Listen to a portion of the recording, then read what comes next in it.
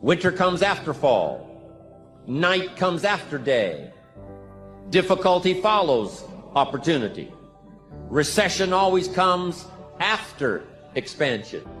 It's been the rhythm of life for the last 6,000 years of recorded history. So the winters are going to come. The winter of sickness, the winter of disappointment, the winter of devastation, social winters, economic winters, personal winters when your heart is smashed in 1,000 pieces and the nights are unusually long. It's simply called wintertime. But the winters are inevitable. So it has been for the last 6,500 years recorded history. You say, well, Mr. Rohn, what can I do about the winters of life? That as you go through the challenges of life and you look at it and embrace whatever comes to you, don't run from it. Step toward it. Don't try and duck it like most people do. See, most people want it easy. See, easy come, easy what? Easy go. Here's what's exciting about the passing of time. It takes you through whatever you're experiencing at the moment. That's what time will do, take you through the winter. Now, how do you handle the winters? Make this little note. You can get better, and you can get stronger, and you can get wiser. There's no winter that you can't overcome. There's no winter that you can't figure out how to survive. You must look out for your enemies. And believe me, we're going to have some. There's going to be political enemies. There's going to be social enemies. There's going to be people that'll be envious, and they will not be your friends.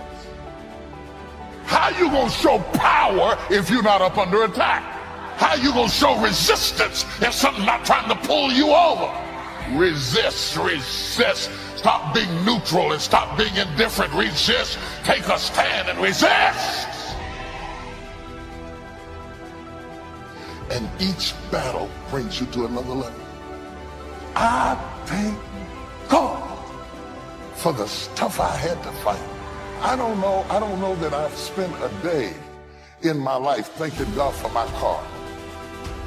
I appreciate the car, but just be walking around the house thanking God, ooh, thank you for the Mercedes, thank you for that, thank you for the Bentley, not a day, thanking Him for stuff, thank you for this house, thank you for this pool, thank you for that, no, because all that stuff, when you get in trouble, you don't even notice it, it don't even make no difference. When you're really up under attack and the enemy's coming after your children and after your health and after your mind, you don't care what you're driving, I might as well be driving a bus, it don't make no difference. But I thank Him for the stuff I had to fight. Thank Him for the folks who hated me and resisted me and talked about me and spat on me. I thank Him for the doors He closed. I thank Him for the mountains I had to climb. I thank Him for the opposition. I thank Him for the people who blocked me out, because He taught me how to fight out. You taught me how to fight. God's going to train you on this fight. He's going to strengthen you on this fight so that when you get into the next battle, you'll say, this ain't nothing. You should see, oh, you think you put something on me? You don't know who I am. You cannot stand over in the corner and remain indifferent and be effective. You have to choose a side and get in the fight, because He's going to move you along through the things you fight. See, but when you go at what you're going to deal with and you deal with difficulties of it, when you handle those hard things close at hand, making those hard decisions right now that you don't want to make, learning those things that you don't like to do, but you know that in order for you to get where you want to go, this is one of the hoops that you have to flip through. And I'm saying to you, whatever you got to do, do it, because if you don't, life is going to whoop you until you surrender. So if it's hard, then do it hard. You got to fight. You got to fight. Stop crying and fight. Dry your eyes and fight. The devil is after your mind. You got to fight. If you sit up and let him, you're going to go crazy. You got to fight. You ain't got to have no nervous breakdown. Be steadfast, unmovable, always abounding in the work of the Lord. It's necessary you take responsibility for it, that you make it happen, that you don't give up, that you don't take any objection or disappointment or defeats personally, that you keep on keeping on, that you don't decide that I can't make it because you can't see the light at the end of the tunnel, that you realize that's a part of the program. And here's something you've got to resolve. Say this to yourself every day. See, as long as you're breathing, you got a shot at your dream. That's the way I resolve. Say this, please. It's not over until I win. Not over till I get through. It's not over till I get over. Not over till I get what I want. Door can't open today, look out. I'm going to come back and take the hinges off. You've got to have that kind of courage, that type of determination. If you want to make it happen, it's you. That you've got to take personal responsibility to make it happen. I'm asking you to stand at the door.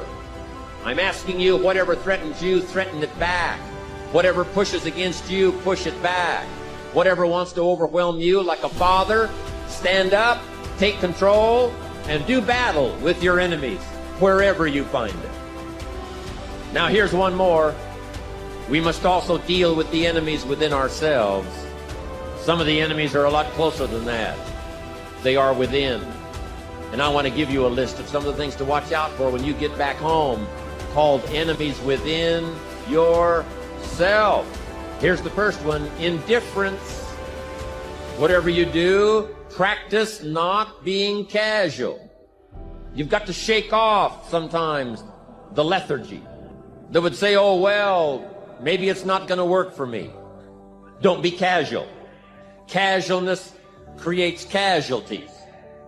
You've got to deal with it. Indecision is called the thief of opportunity. Make decisions even if it's a wrong decision. Do the very best you can, make a decision and go with it. If it doesn't work out because it was a wrong decision, I'm telling you, that gives you experience now to make a better decision. Here's the next one, doubt. We've all got to deal with the enemy of doubt. Cynicism has a unique way of crowding in on all of us. Being cynical about society, being cynical about the past, cynical about the future. I'm asking you, don't let that disease grab you by the throat and ruin your chances to do well. Yes, it's easy to doubt that it can happen. It's easy to doubt. We've all got fears that want to crowd in. And here's one of the worst ones of all, and that is to doubt yourself. Don't doubt your own ability. You can possibly find. So whatever your enemies are here, drive them into a small corner. Here's the next one. Over caution. Hey, in the spring, if you're too cautious, you never will plant the seed. If you're too cautious, you won't take the chance. If you're too cautious, you won't step out front. Make this note. You got to take Check out our other motivational videos Drive your that will help you turn tendency life to be too in a cautious. positive Drive it direction. into a small corner. Yes, you can't be gullible. No, you can't go for everything. Yes, you've got to be careful. Yes, but don't be so cautious that it paralyzes you. Don't be so cautious that it restricts your chance to do better. See if you can't conquer that. Here's the next one, pessimism. Yes, there's the dark side. Yes, there's the problem side. Yes, there's the difficult side. But I'm telling you, it's not the only side. Yes, the glass is half empty, but it's also half full. Yes, there's the dark side, but there's the light side. Yes, the night comes, but so does the day. I'm telling you, don't be afraid of both sides, opportunity and difficulty, chance and danger. Learn how to handle it all. Now here's the last one. You've got to deal with it. I have to deal with it. We all have to deal with it. And that's complaining. Yes, there's room for a legitimate complaint. But here's what I'm asking you. Don't let complaining master your life. If you become a chronic complainer, I'm telling you, nobody wants to be around you. Chronic complainer. I wouldn't want you for a business partner. Don't let complaining conquer your life. This here is the reality? Do you mean that the competition is not the reality? Listen, the work is behind the scenes. Competition is the easy part. Behind the scenes is where the work is done.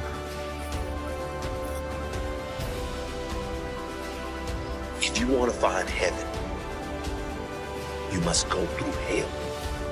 If you want to find growth, you must first go through resistance. Go through pain.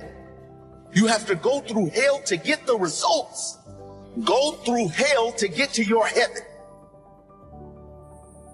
Today, I wanted to just really hit on something.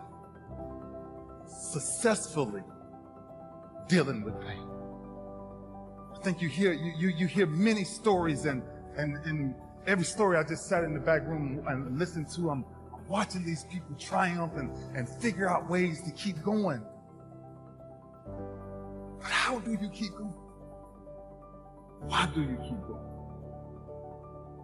When the world says everything else is supposed to be opposite.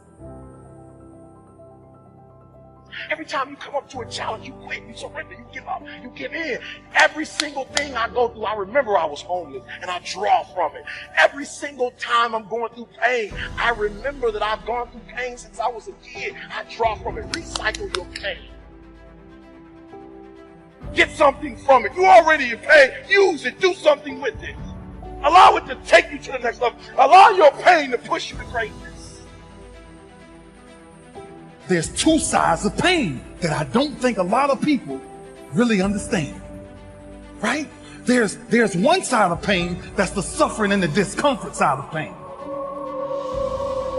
But then there's another side of pain that's called effort. It's called glory. It's called, if you can find a way to push through pain, there's something greater on the other side of it. And if you never tap into it, it's because the first time you felt it, you backed off. First time you felt, that burn. The first time you felt that it's too much. That's why a bunch of us give up so much in life so quickly. That's why kids have a problem finishing things in today's time. Because as soon as they feel a small bit of discomfort, of things ain't right, they're gone. I can't do it no more. But suppose I told you the greatest pain of my life is the reason I'm standing here today. See, sometimes we think the pain is what controls us. It's actually our subconscious mind that if we ever tapped into that, that's what dictates most of our lives. Because see, pain is tricky. Because if you don't control pain, it'll control you. Think about what we do the moment we feel it, right?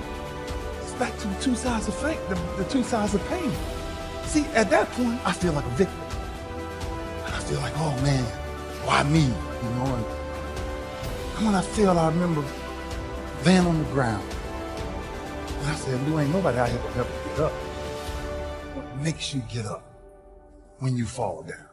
What makes your mentality change if there's a great situation or there's a bad situation? How do you dictate that based on the level of pain? Because I think that's where we're getting in trouble at. So when I started cycling, when I started going to see these doctors, I realized that I turned my greatest pain into my greatest achievement. Well, sometimes your greatest pain, it ain't even about you. It's about a greater purpose. That if you can find a way to push it, that if you can find a way to not make it about you. Pain is temporary.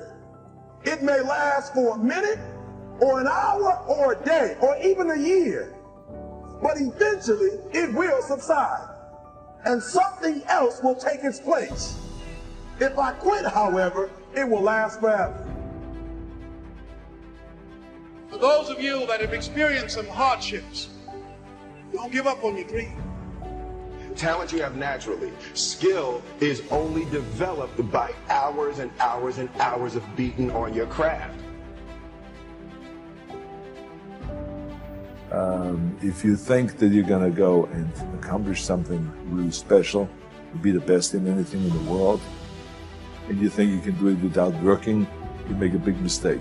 Because no matter what I did, if it was in bodybuilding or in acting or if it was in the political arena, it always took a lot of work.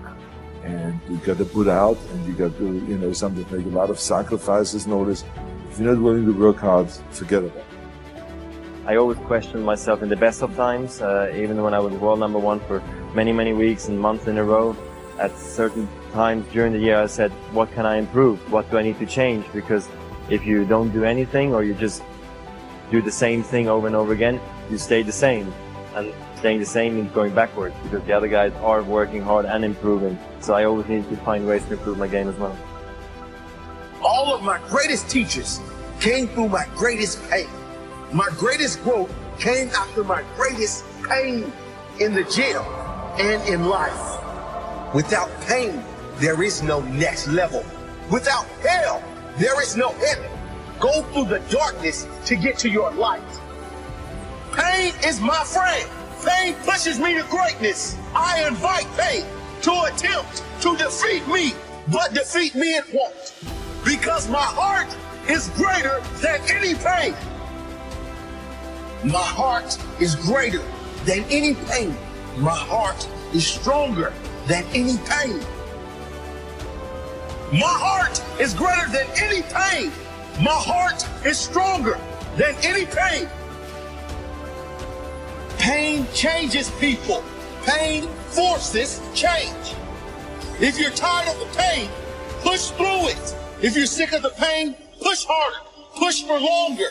Push through the pain. Without pain, there is no next level. Without hell, there is no heaven. Go through the darkness to get to your light. Use the pain as fuel. Fuel that will take you wherever you need to go. Use the pain as motivation. Motivation to be better. Motivation to get stronger. Motivation to never be reduced by the pain ever again. The pain I feel today will be the strength I need tomorrow. I've never known a strong person with an easy past. Strong people are strong because they've been through the pain, because they kept going, they kept fighting, and they did not allow the pain to defeat them. That is mental strength. That is character. In life, you get to choose. Will the pain stop you, or will it grow you? I truly believe we are all equal as human beings. If we are obsessed with something and we truly pursue our passion with everything we have, regardless of anything else, if you are obsessed, work hard, put in the time, you will succeed. And that is a philosophy that I carry, my coaches carry, and to see LeBron James, who's like a mega superstar over here and a phenomenal athlete, share that belief is inspiring right back to me. It shows that we are thinking correct. You know, this is hard work. This is an obsession. Nothing can beat hard work. You don't have to knock yourself out with a shovel. You may be saving yourself from a stiff back or a heart attack. And all you had to do was wait. Patience. There's a type of person for whom everything is undertaken out of desire to achieve a goal. They prepare food in order to eat it, not just for the fun of being in the kitchen. They start a business in order to make money. They exercise in order to get in shape. I'm sure that some of these people are very successful, and they are certainly highly organized. But in my opinion, a person of truly strong character sees success as an adventure, not as a point with an estimated time of arrival. The latter approach to me is impatient thinking. Impatient thinking can lead a person into some very big mistakes. First of all, when you are always looking somewhere else, whether it's down the road or up toward the top of the mountain or off toward the left field fence, where you're hoping to hit that grand slam home run, when you're looking off in the distance like that, you often miss what's under your very own nose. That means the pleasure and fun of living which come in the here and now get overlooked for something that not only isn't here yet, but might never arrive. True patience is more than just a waiting game. Patience doesn't mean you sit around hoping for something to happen. Patience is not a passive quality. Sometimes patience can mean doing something else entirely, thinking about another venture, taking off in a different direction, while you give events a chance to run their course. All through his long career on the screen, John Wayne never felt he got the credit and recognition he deserved for his skills as an actor. Yes, his films were consistently successful at the box office, and even today, John Wayne is still the #1 favorite movie actor in the United States. But a big following among moviegoers didn't translate into critical esteem or the respect of his peers. That's what the Duke wanted, and he felt he deserved it too. Then in the last years of his life, he made a movie called True Grit, in which he played a drunken, one-eyed old U.S. Marshal named Rooster Cogburn. That portrayal got John Wayne the Oscar he'd been waiting 40 years for. It wasn't the kind of high and mighty hero role he'd played when he was young that finally got him his award, but it was a role that he'd waited for all his life, and he didn't even know it was coming. A colleague of mine told me this story. He was traveling cross-country on a speaking tour and found himself delayed in Chicago while changing planes. In the first-class traveler's lounge, he fell into conversation with a gentleman who actually looked a bit like John Wayne during his True Grit period. And he was a little surprised to learn this gentleman was actually from New York City. And there was another surprise. Despite his rough-hewn appearance, this fellow traveler proved to be extremely soft-spoken. His favorite pastime was playing chess. But as he talked about his experiences in the construction business in New York City, he also demonstrated that he carried a big stick. His company had developed some of the most important commercial real estate in Manhattan. As successful people always do when they encounter other successful individuals, my colleague asked him how he'd done it. Well, he said, after I got my engineering degree, I spent some years getting hands-on experience in construction. I didn't want to be supervising people in any jobs that I didn't know how to do myself. Later on, when I started putting together my own projects, I had to deal with some pretty tough streetwise operators. Cement company guys, building inspectors, trucking companies.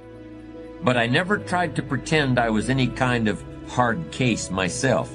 I used to tell them right up front, you play straight with me, and I'll play straight with you. I never tried to take advantage of anybody, but I never let anyone take advantage of me either. You see, I always was, and I still am, a great counter-puncher. Anybody who takes a shot at me in business had better make sure it's a good one, because I'm going to hit back hard. But it's like chess. You don't necessarily hit back right away. You have to be patient. You have to wait for the right moment. You have to let the other guy know, okay, you had your chance. Next time it's my turn. But you don't say that out loud. You don't say what you've got in mind, and you don't say when it might be coming. You just go on, polite and friendly as ever. You don't ever let on that you're waiting for an opening. But you rest assured that your chance will come. It's like any other investment. It takes patience. Patience is the key. Needless to say, those several hours between flights were both informative and enjoyable for my colleague. And we can all learn from this story. Don't concentrate on things you can't influence, like when the planes are going to take off. Instead, focus on things you can control. And when you meet somebody you can learn from, then learn everything you can while you've got the chance. You never know when you're going to come across a book or an article that will provide a piece of information that can transform your life. I would go to real fancy, like Ritz-Carltons and stuff like that, because they had linen towels wrapped up in a basket. And I would take a bunch of them and run hot water on them, and I'd take them in the stall and shut the door, and I'd take my bag and I'd soap up. Then I would wait till the coast was clear, and I'd run out and get a bunch of more rags and soak them up and come out and wipe it off. Then I stand there and dry, put my clothes back on. That's how I bathe every other day, man. And so I was in there one time, and they had a convention in town. And when I got all the stuff, I soaped up. This convention let out, and men was just coming in the bathroom, and I couldn't go out, so I couldn't get the soap off. So I let the toilet seat down, and I'm sitting there, man. I just started crying. I said, man, I can't take this no more. I'm finna quit. I'm gonna go call my daddy, just ask him, can I come home, man? I can't do this no more. So before I called him, I called the answer machine, and I got a message. And it says, Steve Harvey, this is Chuck Sutton from Showtime at the Apollo. We saw a tape of you. If you would come to New York Sunday night, this was a Thursday, come to Sunday night, we're going to put you on TV, Showtime at the Apollo. Put me on TV. That was my dream. But I had a problem. I had $25 and I couldn't get to New York. How was I going to get to New York with $25? So I said, man, I went back in my car and I'm crying again. I said, man, God, I finally get a shot to get on TV and then I can't even go. I said, how could you do this to me? You know, I'm 30-something now, man. I've been waiting my whole life and you get me here? So I said, man, let me call this machine back and just see if he said this Sunday. And I called it back and it said, Steve, this is Chuck Sutton from Showtime at the Apollo. We saw a tape. We have an opening for you Sunday. If you could get here, give me a call, let me know. We'd love to put you on TV. So I got ready to hang up and I heard, boop, you have another message. And I punched in the code and the message says, Steve Harvey, this is Tom Sober from the Comedy Caravan. I don't know where you are now, but I have a gig available for you in Jacksonville, Florida to pay you $150 Friday night. If you can make the gig, let me know. I'm in Pensacola. I'm trying to tell you to hold on. Why? Because it's all coming together. Yet, everybody wants to know how to get from $0 to $1 million or from 0 to 1 million followers fast. Everybody wants to get to a place very few are willing to sacrifice to get there. Patience, the mental fortitude, the mental strength to keep on going when you have absolutely no physical evidence around you that is saying you can make it. Just keep going. And I promise you, man, one day your dream is going to be a reality.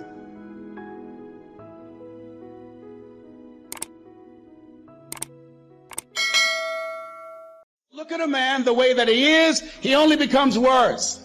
But look at him as if he were what he could be, then he becomes what he should be.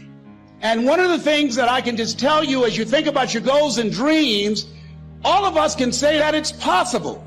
That if anybody at any point in time lived their dream, then it's possible that I can live mine.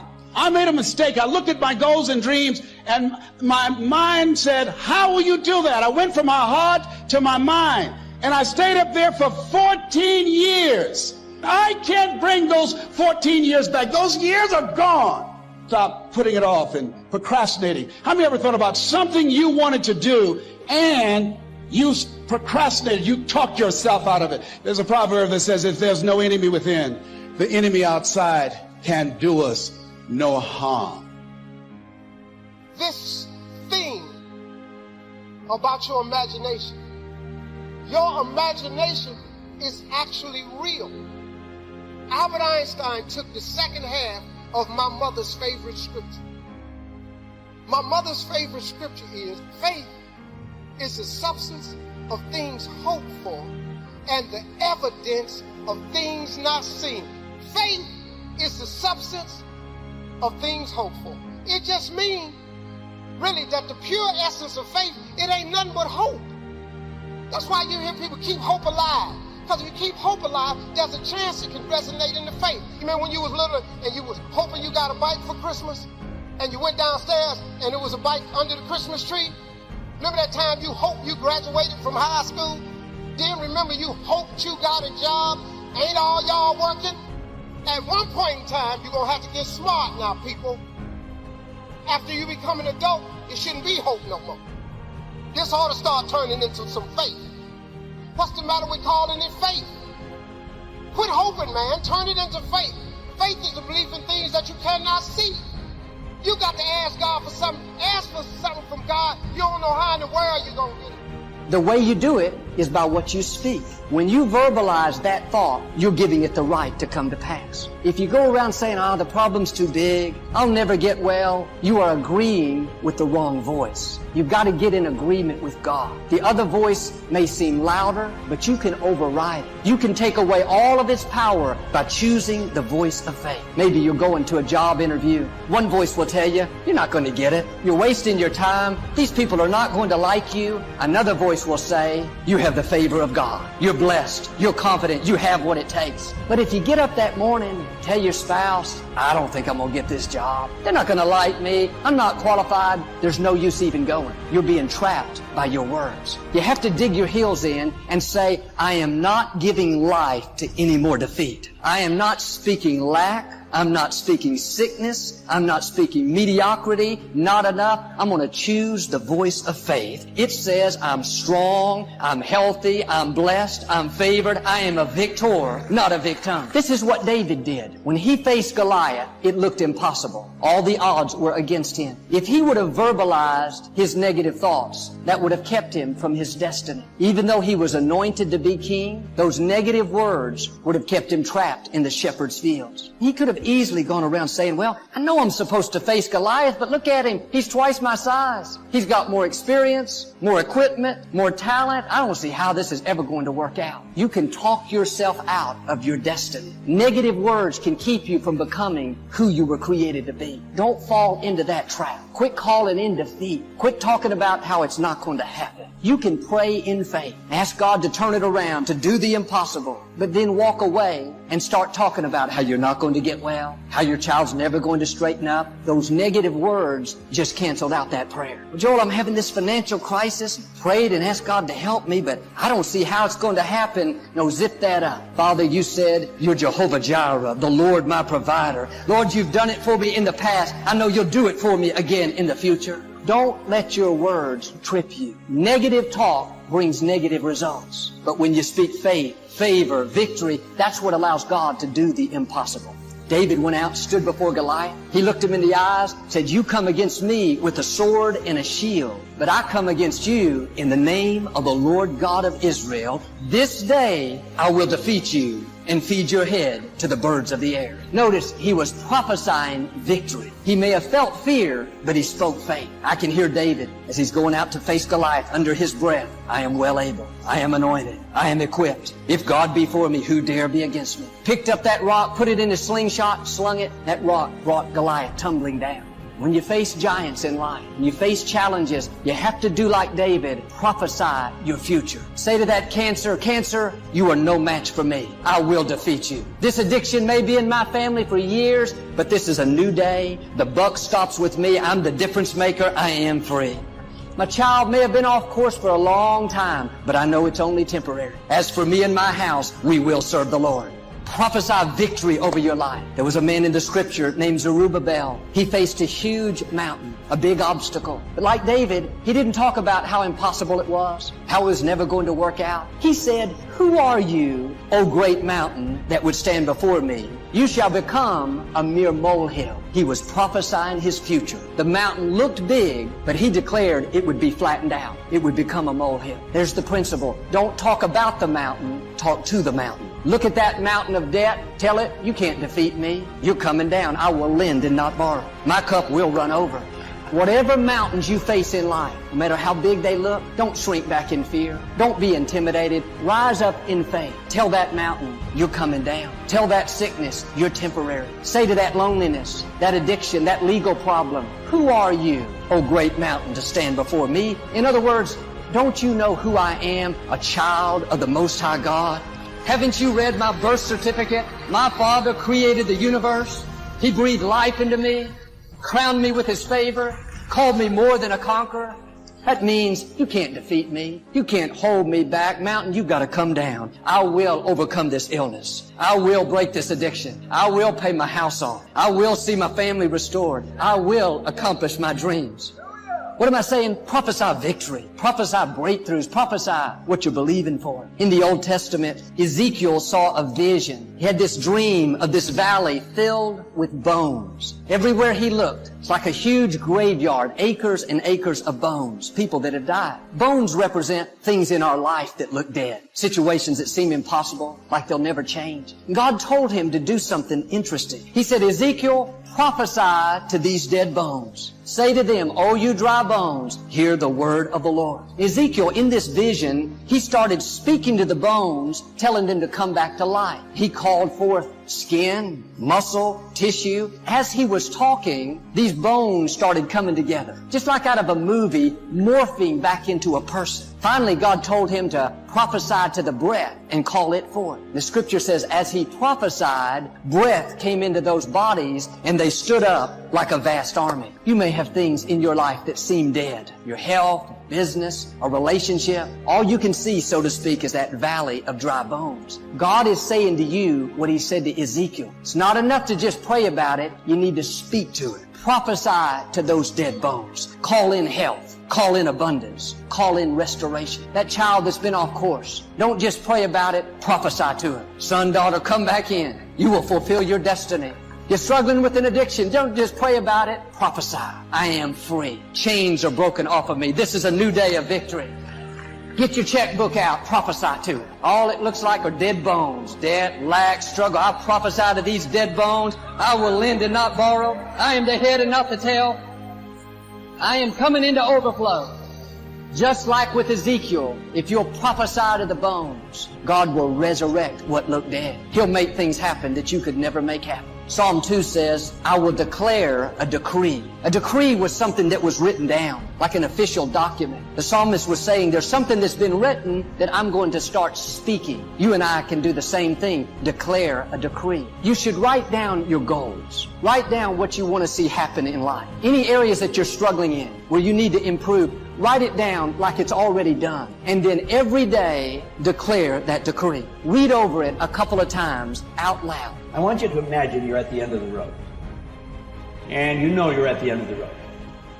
Just imagine, all you can do is relive your life. I want you to imagine you're there and you go back and think, God, I wonder if we had moved there, what would have happened? And think, God, if I could only do it over again. I said, wouldn't that be terrible? Spend the last days of your life like that? Wouldn't it be better if you look back and say, wow, what a trip. When you lose it big enough, it can be accelerated. And then we did this. And what you're doing is laying there and you're reliving your whole life. Well, there's where the goals come in. That's where the purpose for life comes in. You gotta have a main purpose. You gotta have a purpose for life. And you've gotta have meaningful goals. They've gotta be meaningful. You're trading your life for it. In immersive experiences. So a lot of us today, we live in this world which is like 10 minutes a day. Do it for 10 minutes a day, everything will be great. And that is great. There's nothing wrong with that. And meditation, mindfulness, all these habits are the same. The more you immerse yourself, the more you get an experience that stays with you, the more that you can live with that experience and keep going back to it for 10 minutes a day. So I really believe in immersive experiences. I love the 10-minute-a-day advice, but I also deeply believe in having a deep, immersive, absorbed experience that completely takes over your whole body, mind, and soul. Biggest one I would say is never pick the easy road. Never. Never. And it always goes back to kind of the hero mentality. Never pick the easy road. Ever in your life. That is the one road that is doomed. It is doomed. You may achieve what you wanted, but you want the permanent fix. The permanent fix comes from the hard road. The hard road gives you permanent. The easy road gives you the quick fix. You will go back to where you started on the easy route. That hard route is so permanent that it ends up callousing you everywhere. Everywhere. Have you come here to avoid life or to experience life? Experience life. All the different dimensions of what this life holds must happen to you, isn't it so? If you come to avoid life, if you feel insecure, that's what you will do. You will try to avoid life. When you're alive and try to avoid life, it will cause immense misery. When you're alive, you live. When you die, you die. Don't get up from the dead. Visualization is a gift to your heart and your soul. It's a gift. Because if the idea is the seed, visualization is the fertilizer. It's the fertilizer. Because when your thoughts are connected with an emotion, See, you visualize yourself winning, and you would feel all the emotion that came with that. And all you're doing now is you're not chasing a foreign emotion. You know the feeling, and now you're just doing what's necessary to get back to that feeling in real time. And it's real important in the visualization. You can't see it over there. You have to see it right here. You got to feel it right here, like I am. It's all I am. I am. I am in my dream home. I am in my dream relationship. And then unpack what that looks like. But most importantly, unpack what it feels like. And when you have that emotion in this moment, all of a sudden you stir up something that I don't think will ever go back to sleep. It'll go, okay, let's go get that. I have a philosophy that every moment, every precious nanosecond and moment is perfect. And so when I connect to the perfection of that moment, there's really nothing to do. It's to be aware and to allow, to surrender, but not to give up surrender, but to understand that, as we're talking right now, the oceans don't need any instruction what to do. The planets that are moving in their elliptical orbits around the sun don't need yours or my intervention. The universe, the Milky Way galaxy that's flowing through the universe at 1.5 million miles per hour doesn't need yours and my instruction. So that means that every moment is perfect. So I want to connect to the perfection of every single moment. Be aware of that every single moment. So life is. There has never been a point, any time, there never will be, where everything is perfect. No such thing. Because life is a possibility. Because it's a possibility, it cannot be perfect. It doesn't matter what we do, there's still something more to do. And the power of that, you can't overstate the power of that for individuals to get their life together. The individual is an unbelievably powerful force, and every single person who gets their act together a little bit has the capacity to spread that around. It's a chain reaction, and so it's a lovely thing to see. Is that it's a mix of pain and pleasure, and that's what makes it so powerful. The idea of our mortality is obviously very painful, right? It could be more painful.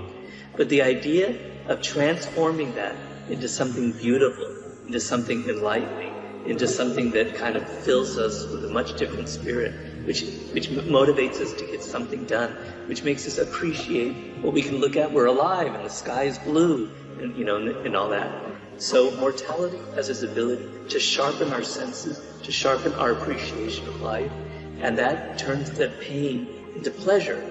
But the pain and pleasure always go together. So underneath that kind of ecstatic feeling that you feel when you're aware that there's eternal time and that there are all these insanely wonderful things around the world, there's always going to be mixed with that tincture of pain about how I'm going to be gone and I won't be here to appreciate it. But that mix of the two emotions is what makes it so powerful and so insanely addictive, right? Because pure pleasure on its own can almost get monotonous. The things that break your heart, if you choose, can open your heart. Fear, the world says fear is bad. Fear is only an opportunity for bravery training. We do make excuses because we are very good at self-deception. Because if we actually had to face the responsibility of playing with our bigness in the world, we'd have to let go of our addiction to our excuses and leave what's safe. And we'd have to actually leave the pain to go out to the possibility of pleasure and joy and greatness. And believe it or not, that frightens us.